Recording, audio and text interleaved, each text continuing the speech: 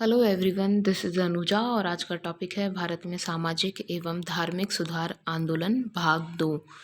ये BA part third year के first paper modern Indian history से लिया गया है और इससे प्रीवियस वीडियो में हम इसका पहले वाला इंट्रोडक्शन वाला पार्ट जो है डिस्कस कर चुके हैं। उस पार्ट में हम लोगों ने देखा था कि वो कौन से रीजंस थे, कारण थे जिनकी वजह से 19वीं सदी में ये सामाजिक और धार्मिक सुधार आंदोलनों को प्रेरणा प्राप्त हुई। और साथ ही हमने वो पहला संगठित आंदोलन एक संगठन के तौर पर जो प्रारंभ हुआ था 19वीं सदी में, जिसे ब्रह्म समाज कहते हैं, राजा राम मोहन राय के द्वारा जिसकी स्थापना की गई थी, के बारे में भी हमने डिस्कस किया था। साथ ही राजा राम मोहन राय का योगदान ना सिर्फ सामाजिक सुधार के क्षेत्र में और धार्मिक सुधार के क्षेत्र में, बल्कि राष्ट्रीयता के संबंध में, प्रेस की स्वतंत्रता के संबंध में, स्त्रियों की संबंध में, इन सब के बारे में हम लोगों ने उस वीडियो में डिस्कस किया था। इस वीडियो में हम और अन्य जो सामाजिक सुधार आंदोलन हुए उनके बारे में अध्ययन करेंगे, जिनमें से सर्व प्रमुख है आर्य समाज। ब्रह्म समाज के पश्चात आर्य समाज एक ऐसा पुनरुत्थानवादी आंदोलन था जिसने हिंदू धर्म को एक बार पुनः एक नवीन जीवन जो है प्रदान किया, नवीन चेतना जो है लोगों में पैदा की। ये पुनरुत्थानवादी आंदोलन इसलिए कहा जाता है कि इसके अंदर जो प्राचीन भारतीय संस्कृति और हिंदू धर्म था, जिसे उन्होंने वैदिक धर्म कहा, तो वैदिक धर्म को पुनः जीवित करने, एक नया स्वरूप प्रदान करने की चेष्टा इसके अंदर दयानंद सरस्वती और उनके अनुयायियों के द्वारा की गई। इसीलिए दयानंद सरस्वती का जो नारा था, पुनः वेदों की ओर लौटो, उससे ये पता चलता है कि उन्होंने वैदिक धर्म को जो है सर्वश्रेष्ठ धर्म के रूप में स्वीकार किया, प्राचीन भारतीय संस्कृति को श्रेष्ठ संस्कृति परंपरा के रूप में स्वीकार किया और एक बार फिर से उसी गौरवशाली इतिहास और ऐतिहासिक परंपरा की पुनः प्रतिष्ठा करने की चेष्टा इस आर्य समाज के माध्यम से उनके द्वारा की गई।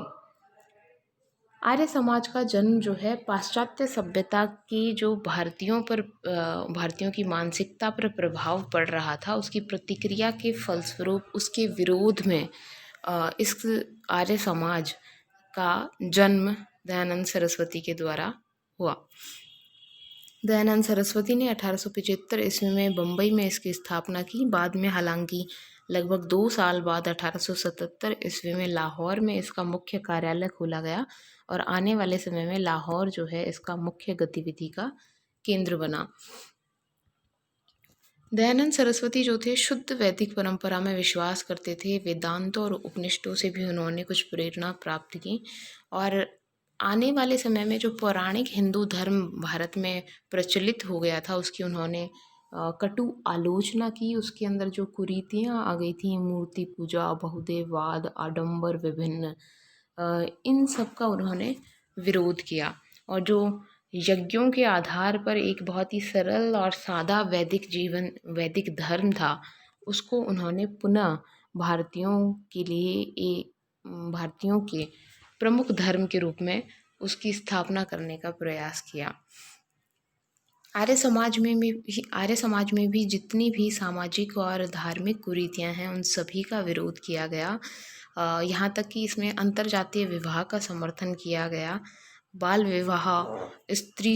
विवाह का विरोध किया गया, विधवा पुनर्विवाह को इन्होंने समर्थन प्रदान किया। और इन सब का जो कुरीतियाँ थीं, इन सब का विरोध करने के लिए इन्होंने दृष्टांत या उदाहरण जो हैं वैदिक काल से दिए। जैसे सती प्रथा के लिए इन्होंने कहा कि वैदिक जो ग्रंथ हैं उनके अंदर कहीं भी सती प्रथा का उल्लेख नहीं है, तो ये हमारे धर्म का हिस्सा नहीं है, तो इसीलिए इन्होंने सती प्रथा का विरोध किया। साथ ही विधवा विवाह के समर्थन में भी इन्होंने दृष्टांत वैदिक ग्रंथों से देते हुए कहा कि वहाँ नियोग प्रथा का जो है उल्लेख मिलता है, जो एक तरीके से एक विधवा विवाह का एक सॉफ्ट रूप देखा जा सकता है उसमें, तो इसीलिए इन्होंने विधवा विवाह का भी समर्थन किया। स्त्रियों के अधिकारों पर इन्होंने बल दिया और स्त्रियों और शूद्रों को भी वेदों के अध्ययन का अधिकार इस आर्य समाज के द्वारा प्रदान किया गया। आर्य समाज के मुख्यतः 10 सिद्धांत माने जाते हैं, जिनमें ईश्वर एक है और समस्त जो प्रजा है या लोग हैं उनके कल्याण का के लिए कार्य करने चाहिए। इसी तरह की आदर्श पूर्ण जो हैं 10 सिद्धांत इस आर्य समाज में माने गए हैं। दयानंद सरस्वती का जो ये पुनरुत्थानवादी आंदोलन था, इसका एक सर्व प्रमुख लक्षण था शुद्धि आंदोलन। आर्य समाज ने शुद्धि आंदोलन भी प्रारंभ किया। शुद्धि आंदोलन से तात्पर्य ये था कि ऐसे लोग जिन्होंने हिंदू धर्म से किसी और धर्म में परिवर्तन कर लिया हो, जैसे इस्लाम धर्म में या ईसाई धर्म में परिवर्तन कर लिया हो, तो उन लोगों को कुछ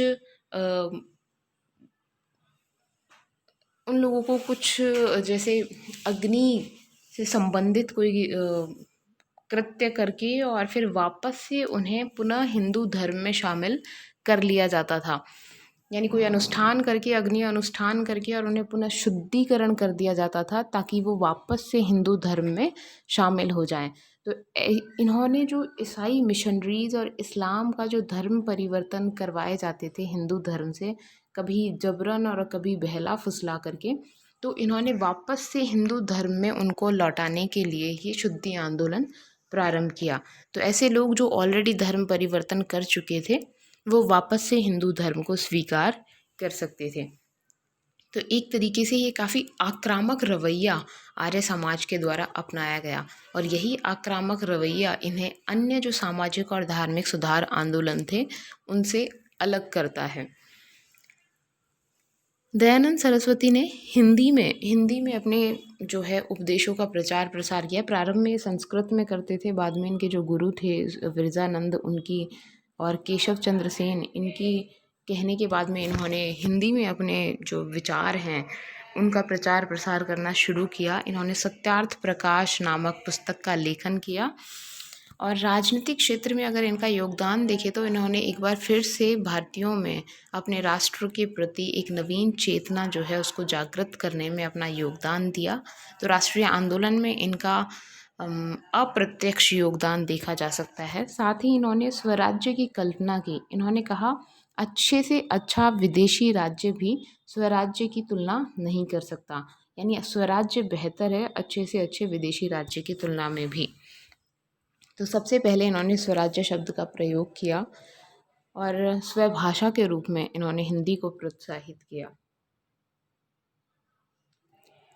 अब हम रामकृष्ण मिशन की अगर बात करें तो रामकृष्ण परमहंस कोलकाता के रहने वाले थे, और उनकी जो शिक्षाएं हैं उनकी व्याख्या और उनके प्रचार प्रसार का श्रेय उनके शिष्य स्वामी विवेकानंद को जाता है। विवेकानंद जो हैं वो फेमस हैं अपने 1893 में शिकागो में जो सर्वधर्म सम्मेलन हुआ था, या सभी धर्मों की जो संसद हुई थी, उसमें उन्होंने जो भाषण दिया था, उस भाषण में उन्होंने इस बात पर जोर दिया कि पश्चिम का जो भौतिकवाद है और भारत का जो अध्यात्मवाद है, इन दोनों के बीच में कोऑर्डिनेशन या सामंजस्य बिठाया जाना चाहिए।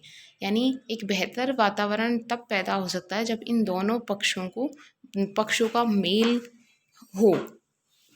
तो इन्होंने अध्यात्मवाद और भौतिकवाद के बीच सामंजस्य स्थापित करने पर बल दिया। विवेकानंद जो है उन्होंने मानवता की सेवा पर या मानव सेवा पर बल दिया। इन्होंने कहा कि ईश्वर की सेवा मानव की सेवा या दीन दुखियों की सेवा के माध्यम से की जा सकती है। अगर व्यक्ति निर्धन और दरिद्र लोगों के दुखों को दूर करने के लिए कार्य करता है तो वो ईश्वर की ही सेवा कर रहा है, यानी दीन दरिद्र सेवा ही ईश्वर सेवा है। इन्होंने साथ ही ये भी कहा कि जो लोग ऐसे हैं जो इस देश के संसाधनों का प्रयोग करते हुए विद्या और ज्ञान प्राप्त कर रहे हैं और एक बेहतर जीवन व्यतीत कर रहे हैं, लेकिन फिर इस देश के वासियों के लिए कोई कार्य नहीं करते हैं, तो वो लोग जो हैं देशद्रोही हैं। विवेकानंद जो हैं उन्होंने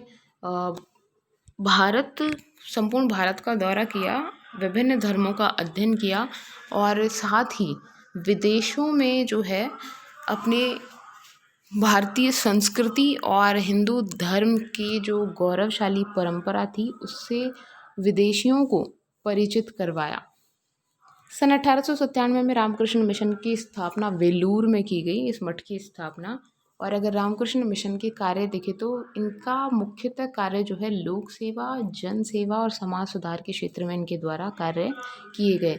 वर्तमान में भी पूरे देश में विभिन्न अनाथालय, वृद्धाश्रम, हॉस्पिटल्स और भी बहुत से जो हैं जन सेवा के केंद्र जो हैं इनके द्वारा स्थापित किए गए हैं। इनका संचालन किया जाता है रामकृष्ण मिशन के द्वारा। 19वीं सदी के जो प्रमुख सामाजिक धार्मिक सुधार आंदोलन हुए उनमें मुसलमानों के सुधार के लिए बहुत से आंदोलन हुए, जिनमें वहाबी आंदोलन और देवबंद आंदोलन ये प्रमुख हैं। और इनमें साथ ही अलीगढ़ आंदोलन सर्व प्रमुख रहा।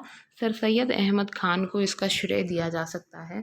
सर सैयद अहमद ख़ान जो है 1857 के विद्रोह के बाद एक ऐसी छवि बन गई थी मुसलमानों की कि वो अंग्रेज़ों के विरुद्ध हैं, क्योंकि 1857 की क्रांति का नेतृत्व जो है मुग़ल बादशाह के द्वारा किया गया था, बहादुर शाह ज़फ़र के द्वारा। और जब अंतिम मुग़ल बादशाह को हटा दिया गया 1857 के बाद में, तो भी अंग्रेज़ जो हैं उन्हें मुस्लिमों को संदेह की दृष्टि से देखते थे। ऐसे में एक वर्ग ऐसा भी था मुसलमानों का जो ये चाहता था कि जो मुस्लिम लोग हैं वो अंग्रेज़ों के करीब आएँ और अंग्रेज़ों को अपनी वफ़ादारी का सबूत दें, ताकि अंग्रेज़ी सरकार और अंग्रेज़ों से जो है मुसलमानों के कल्याण के लिए कुछ कार्य करवाए जा सकें, इस बात का फ़ायदा उठाया जा सके। इसी दौरान डब्ल्यू हंटर जो थे उन्होंने एक पुस्तक लिखी, इंडियन मुसलमान, और इस पुस्तक में उन्होंने भी यही सुझाव दिया कि अंग्रेज़ सरकार जो है उसे मुसलमानों से समझौता कर लेना चाहिए और अंग्रेज़ों की ओर कुछ रियायतें दे करके उन्हें अंग्रेज़ी सरकार की ओर मिला लेना चाहिए।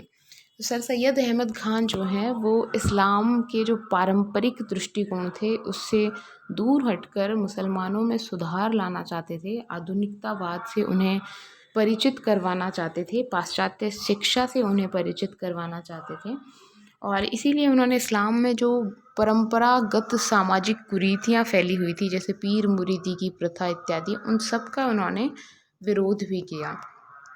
सर सैयद अहमद ख़ान ने तहज़ीब उल अखलाक नामक एक पुस्तिका का लेखन किया और कुरान जो थी उनकी उस पर उन्होंने एक अलग से टीका लिखी। और जो पहले से टीकाकार कुरान पर टीका लिख चुके थे परंपरावादी, उनका उन्होंने जो है विरोध किया। और साथ ही जो तर्क के आधार पर ये जो कुरान की उन्होंने व्याख्या की और लोगों से ये अनुरोध किया इस्लाम के अनुयायियों से कि वो तर्क की कसौटी पर कुरान की व्याख्या करें। इसीलिए उन्होंने, साथ ही वो पाश्चात्य शिक्षा के समर्थन में थे। उनका ये मानना था कि अगर उन्हें अंग्रेजी माध्यम से पाश्चात्य शिक्षा प्रदान की जाएगी तो पहला उनका जो परंपरावादी दृष्टिकोण है वो दूर होगा, उनमें तर्कवाद जो है बढ़ेगा। साथ ही वो ऐसे काम कर पाएंगे या कहेंगे कि प्रशासनिक जो मशीनरी है उसके अंदर शामिल हो पाएंगे और अंग्रेज़ों का समर्थन प्राप्त कर पाएंगे और फिर उनसे वो कुछ रियायतें प्राप्त कर पाएंगे, जिससे मुसलमान जो है अपना विकास इस देश में कर पाएंगे। इसीलिए इन्होंने अंग्रेज़ों के समर्थन से 1875 में एंग्लो मोमडन ओरिएंटल कॉलेज जो था, एंग्लो ओरिएंटल कॉलेज अलीगढ़ में, जिसकी स्थापना की गई। और फिर बाद में 1920 में यही कॉलेज जो है आगे चल कर के अलीगढ़ मुस्लिम विश्वविद्यालय के नाम से फेमस हुआ और आने वाले समय में मुस्लिम संप्रदाय के धार्मिक और सांस्कृतिक पुनर्जागरण का केंद्र बना।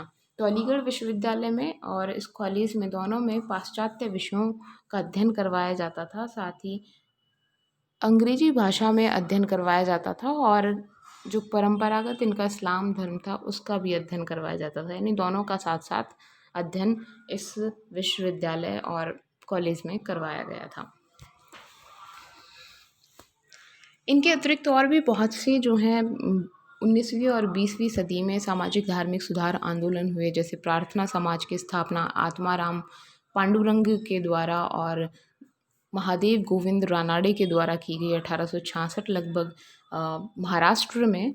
साथ ही मद्रास में वेद समाज की स्थापना की गई। ये दोनों प्रार्थना समाज और वेद समाज जो हैं, इनकी स्थापना केशव चंद्र सेन के प्रयासों से या उनके प्रोत्साहन से हुई। तो ब्रह्म समाज के सिद्धांतों से बहुत करीबी जो है इनका संबंध था, या उनके सिद्धांत लगभग वैसे ही थे। इन सभी सामाजिक और धार्मिक सुधार आंदोलनों के द्वारा सभी सामाजिक कुरीतियों का विरोध किया गया, और नवीन जो चेंजेस थे, जैसे अंतर्जातीय विवाह, विधवा विवाह, स्त्री शिक्षा, इन सब पर इन्होंने बल दिया। जातिगत भेदभावों का इन्होंने विरोध किया। और इसी तरीके से बहुत से एक और विशेषता थी इस समय की, ये जो सामाजिक धार्मिक सुधार आंदोलन हुए, कि इन्होंने जो है कानूनों के माध्यम से समाज सुधार करने का प्रयास किया। जैसे 1829 में सती प्रथा पर विलियम बेंटिक के द्वारा कानून बना करके रोक लगाई गई। फिर 1856 में विधवा पुनर्विवाह अधिनियम आया, और जिसमें ईश्वर चंद्र विद्यासागर के प्रयासों से विधवा पुनर्विवाह को कानूनी रूप दिया गया। और साथ ही आगे चल कर के एज ऑफ कंसेंट बिल आया 1872 में, और 1891 में एज ऑफ कंसेंट बिल आया। 1872 में ब्रह्म मैरिजेज एक्ट आया, 1891 में फिर 92 में एज ऑफ कंसेंट एक्ट आया। आगे चल कर के शारदा एक्ट आया, जिसने बाल विवाह पर जो है रोक लगाई। तो इस तरीके से 19वीं 20वीं शताब्दी में बहुत से सामाजिक धार्मिक सुधार आंदोलन हुए, जिन्होंने समाज में फैली हुई विभिन्न कुरीतियों और धर्म से जुड़े हुए विभिन्न कर्म कांडों का विरोध किया और नवीन परिवर्तन लाने का प्रयास किया।